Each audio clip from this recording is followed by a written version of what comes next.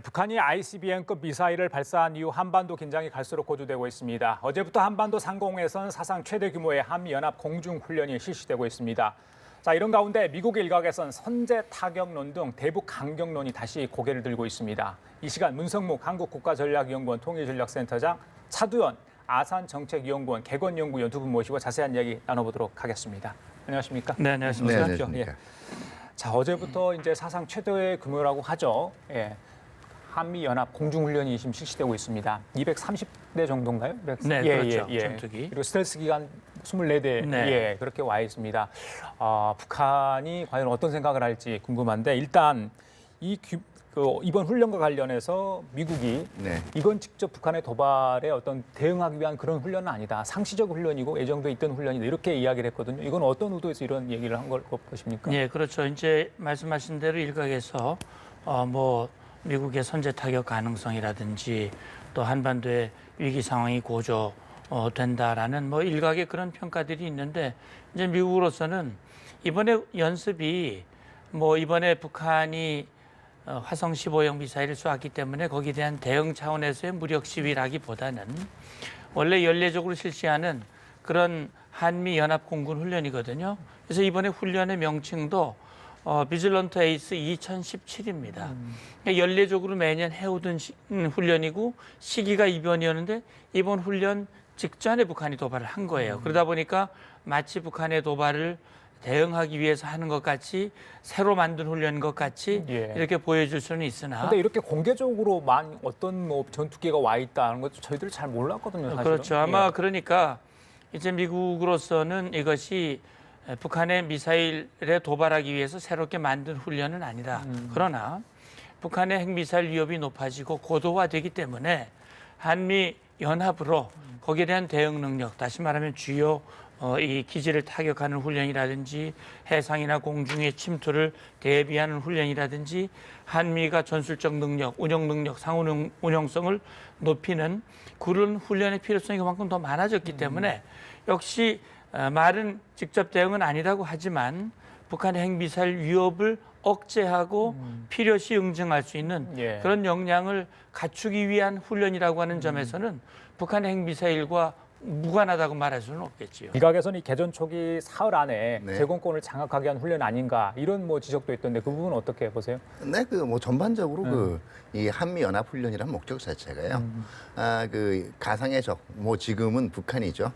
선제 공격으로부터 효과적인 방어를 하기 위해서 여러 가지 작전 계획을 이제 실행을 하게 돼 있는데 여러 가지 작전 이 개념들을 실행을 하게 돼 있는데 그 중에는 가장 이제 우월한 공중 제공권을 확보하는 것도 포함이 돼 있기 때문에요. 그걸 연습하는 것도 당연한 겁니다. 다만 이제 굳이 말씀을 드리면 아마 지금 이번은 미리 예정된 연습이기는 하지만 참여한 전력이라든가 이 규모라든가 아니면 수요 자체가 좀 예사롭지 않았다라면 한번 짚어볼 수가 있을 것 같아요. 그러니까요. 대표적인 게 이번에 이 참가한 F-22 랩터 같은 경우에는 이건 전형적으로 미국 사실은 영토 밖에서는 활동한 비행기가 아닙니다. 본토 수호를 위해서 개발한 제공 전투기고요. 해외 판매도 안 했거든요. 그게 이제 한반도에 전개됐다라는 거는 그만큼 미국도 북한 위협이란 걸 이제는 예사롭지 않게 생각하고 있다는 거고요. 경고망동하지 말라는 강한 메시지 하나로 봐야겠죠. 알겠습니다. 중국도요 이번 훈련에 대해서 촉각을 곤두세우는 모양입니다. 정찰 훈련을 했어요. 어떻게 움직이는 모습을 좀 보고 싶었을까요? 어떻게 보세요? 지금이니까 계속해서 미군 전략 자산들이 억지력을 확보하기 위한 어떤 훈련일 수도 해석할 수도 있는데 중국 쪽의 입장에서 보면 좀 껄끄러울 수도 있다 이런 생각을 해보는데. 그렇죠. 중국은 기본적으로 북한 핵 문제에 대해서는 이건 미국과 북한의 문제고 미국과 북한이 처리해야 할 사안이다 이런 얘기를 하고 있고 따라서 북한 핵미사일 위협에 대비해서 주한미군에 배치된 사드를 가지고 시비를 걸면서 일방적인 보복 조치를 해왔단 말이죠. 아직도 그 보복을 완전히 풀지 않고 있고요. 그러면 중국이 왜 그런 태도를 보였는가? 사드 그 자체보다는 한반도에서 특히 대한민국에서 미국의 영향력이 높아지는 것. 그러니까 미국의 의도를 의심하고 있는 거예요. 다시 말하면 미국은 한국과 미국의 연합으로 북한의 핵미사일 도발을 억제하고 필요시에는 응징하기 위한 그런 역량을 구비하기 위해서 한미연합연습을 하는데 그것은 북한을 겨냥한 것이라기보다는 그걸 빌미로 중국을 봉쇄하기 위한 것이다. 유사시 중국에 대한 조치를 취하기 위한 연습이다라고 의구심을 가지고 보고 있는 거죠. 그러니까 사드도 결국 그런 것 때문에 배치한 것이 아니냐라고 생각하면서 이 문제를 제기하고 압박을 한 것이고 결국 이번에 삼불이라고 하는 것도 결국은 한미일 안보협력이 동맹으로 가지 않는다.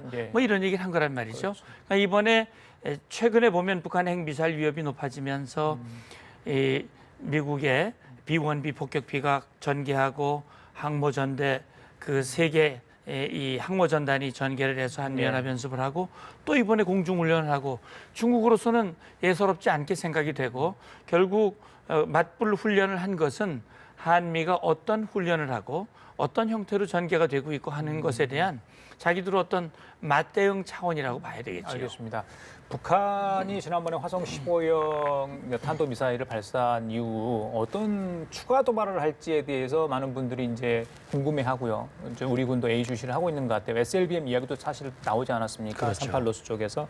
자, 그것도 하나의 일각일 수 있는데 이번 달 1일부터 동계훈련에 들어갔다 하죠. 그런데 이제 제북 제재를 받다 보니까 어떤 군사 장비랄지 이런 것들이 좀 충분히 조달되지 않아서 예전보다 훈련이 좀 축소되거나 예전만 못하다 이런 분석도 나오더라고요. 이런 상황에서 추가 도발을 할 수 있을 여력이 있는지 북한 군이 어떻게 보십니까? 그 부분?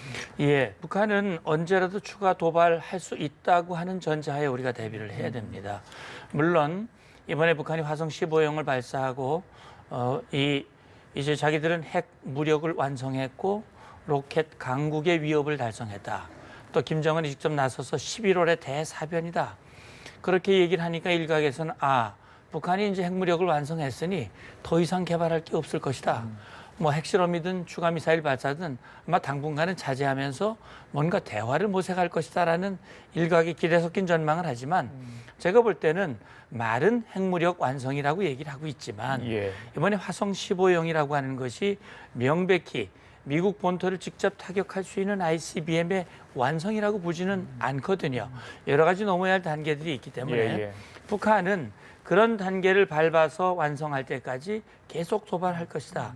말씀하신 대로 북한은 SLBM을 개발하고 있고 작년에 북극성 1형을 성공했는데 지금 북극성 3형을 준비하고 있고 큰 규모의 잠수함을 개발하고 있습니다. 따라서 여기에 장착해서 발사하는 다시 말하면 그들의 이 능력을 고도화시키기 위한 그런 추가 도발 필요성이 얼마든지 있는 거예요. 그러니까 자기들이 요구하는 다시 말하면 미국으로부터 핵보유국 지위를 인정받고 국제사회로부터 사실상 핵으로 인한 제재와 압박을 풀어가는 그런 목표를 달성할 때까지는 나름대로 자기의 플랜을 가지고 도발할 가능성이 있다. 물론 이제 여러 가지 제한 때문에 도발의 어떤 강도라든지 이런 것이 적어지지 않겠느냐 얘기를 하지만 그들은 자기들의 필요에 따라서 도발한다는 걸 염두에 두어야 되죠. 북한 나름의 스케줄이 있다 이런 말씀이신 것 같고요. 차 의원님, 그런데 미국의 그 미사일 전문가들은요. 이번 발사한 화성 15형이 사드 있잖아요. 이거를 교란할 수 있는 능력이 있다 이런 뭐 분석을 내놨어요. 이게 무슨 뜻인가요? 결과적으로 탄두 모양이 바뀌었거든요. 이번에 그리고 탄두가 좀 더 커졌단 말이에요. 그러니까 이 안에 단순한 이 폭발물 이외에도 여러 가지 교란 장치가 있지 않겠느냐 하는 분석들이 지금 나오고 있는데요. 뭐 상식선을 생각해 보면 됩니다. 그 중국이나 러시아가 사드에 대해서 굉장히 민감한 반응을 보였거든요. 그건 무슨 얘기냐면은 결과적으로 그 사드 현행 사드 체계의 레이더 탐지 체계를 교란하거나 기만할 수 있는 기술이 아직 충분히 러시아하고 중국도 개발이 안 됐기 때문에 그렇게 민감한 반응을 보이고 있는 거거든요. 그럼 지금 이 얘기는 뭐냐면은요. 북한의 이 미사일 개발 기술이 러시아하고 중국보다도 뛰어나다라고 지금 얘기하고 있는 거예요. 이분들은. 그 선에서 판단을 하면 되고요.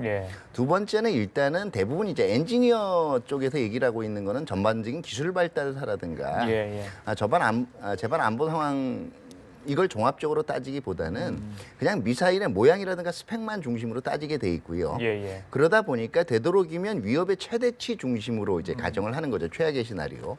그러니까 이게 최대로 봐주면 이럴 가능성까지도 있다라는 것이 이게 지금 그거를 이미 개발을 했다든가 이런 얘기는 아니라고 봐줘야 될 겁니다. 뭐 대표적인 예를 들어보면 북한이 올해 들어서 실험한 화성 12호나 14호라든가 이런 원형들 자체들 이게 이미 군사 퍼레이드에서는 3, 4년 전에 등장을 했었거든요. 북한 군사 퍼레이드에.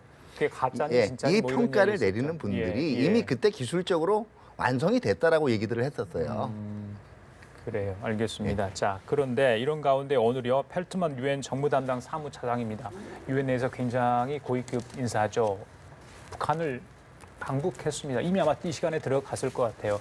자, 유엔 차원에서 이 고위급 인사를 보냈다. 물론 이제 북한 측에 초청을 했다고 하죠. 네. 자, 어떤 의도가 있을까요? 뭐 국제사회 여론을 듣기려고 가지는 않았을 것 같아요. 뭐 인도적인 차원에서 뭐 어떤 지원을 받기 위해서 지금 제재 국면에서 이런 포석인가요? 어떻게 우리가 볼 수 있겠습니까? 글쎄요, 뭐 이번에 방북 목적이 무엇인지 정확히 알 수는 없습니다만 그동안 이제 구테르스 유엔 사무총장이 북핵 문제 해결을 위해서 나름대로 중재 역할이라든지 이런 것들을 모색하겠다라는 얘기를 했는데 북한이 초청했다는데 이제 주목이 되는 부분이에요. 그럼 북한이 어떤 의도로 유엔 고위급 인사를 초청을 했느냐 하는 것이지요. 그래서 최근에 이제 북한 화성 15형 발사 이후에 김영남이 러시아 의원 대표단을 만나서 대화할 의지가 있다, 미국과. 단 조건은 핵 보유국 지위를 인정한다는 전제하에. 예. 그러니까 역시 아마 지금 김정은이나 북한 정권 입장에서는 국제사회의 대북 제재가 점점 옥죄어 오고 그것이 내부에 상당히 어려움으로 다가오는 건 분명한 것 같아요. 그러니까 서둘러 화성 15형을 발사하고 대대적으로 성공을 자축하면서 내부 결속을 도모하고 있거든요.